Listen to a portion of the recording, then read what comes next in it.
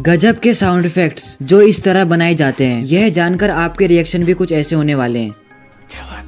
Number 1, मैंने ये कभी नहीं सोचा था कि मूवीज में जो हॉर्स के दौड़ने की आवाज होती है, असल में ये उनकी आवाज होती नहीं है। यह तो बस कोकोनट को ऐसे पटकने की आवाज होती है। नंबर 2, आपने माइनक्राफ्ट तो जरूर खेला होगा और इस गेम में चलने की आवाज तो जरूर सुनी होगी, लेकिन आपको पता है यह चलने की आवाज ऐसे बनाई जाती है।